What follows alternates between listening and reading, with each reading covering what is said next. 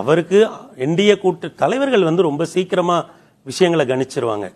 NDA கூட்டணியில் தனக்கு இடமில்லை என்பதை அவர் என்றைக்கு ஐயா இபிஎஸ் அவர்களும் ஐயா அமித்ஷா அவர்களும் இணைந்து பேட்டி கொடுத்தார்களோ அன்றைக்கே அவருக்கு அது தெளிவாக தெரிந்து விட்டது. அதற்கு பிறகு அவர் ஒரு விஷயத்தை சொன்னார்.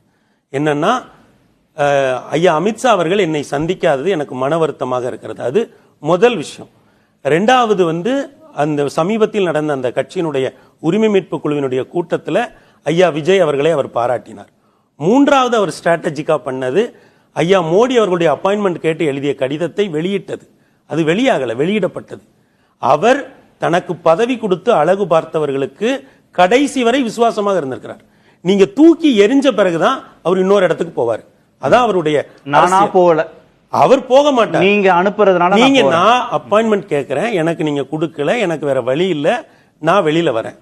அப்போ அவர் எங்க பார்த்து போவாரு அப்படிங்கறத திராவிட சாம்ராஜ்யத்தின் பிதாமகனா போல இருக்கிற ஒரு ராஜகுரு போல இருக்கிற 87 வயதான ஐயா பண்ருட்டி ராமச்சந்திரன் தேர்ந்தெடுத்த ஆங்கிலம் மற்றும் தமிழ் சொற்களில் அவ்வளவு அழகாக சொல்கிறார்.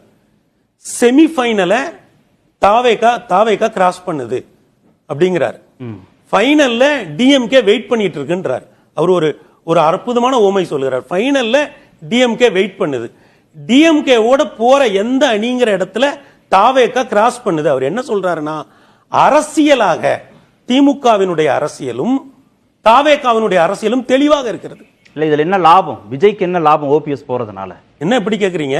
2024 ஆண்டு வைகை நதி தீரத்திலையும் தாமிரபரணி தீரத்திலையும் ஐயா ஓபிஎஸ் அவர்கள் போட்டியிட்ட அணி எத்தனாவது இடத்தில் வந்தது? எவ்வளவு வாக்குகளை பெற்றது?